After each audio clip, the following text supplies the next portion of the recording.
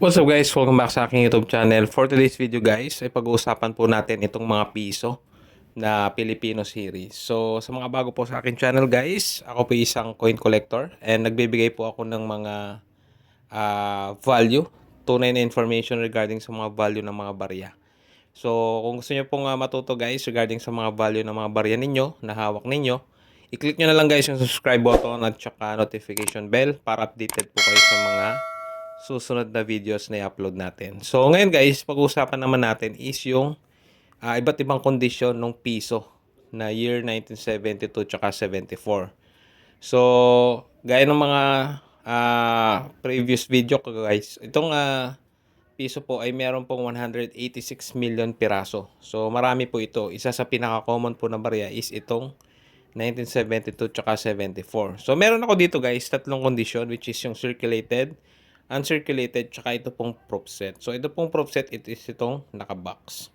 So ngayon guys, itong mga circulated na mga coin, nagdidepende yan guys no sa buyer. So may mga ibang buyer kasi na pagka medyo bugbog na yung coin, minsan binibili ng around 3 to 7 pesos na lang.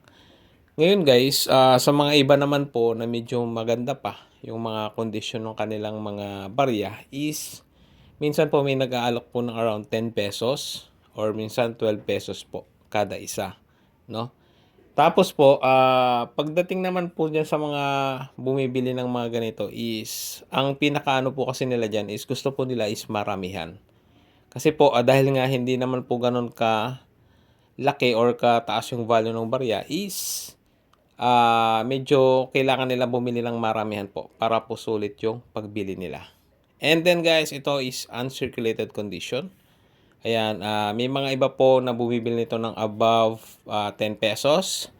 Mga ganyan, no? Tapos pagka talagang magandang yung condition po nyo at marami, minsan may mga bumibili ng around 50 pesos isa. So depende na rin po yan sa mga buyer, no? Pero take note guys, yung mga ganitong coins kasi dahil nga common, hindi ganon karami po yung mga bumibili nito.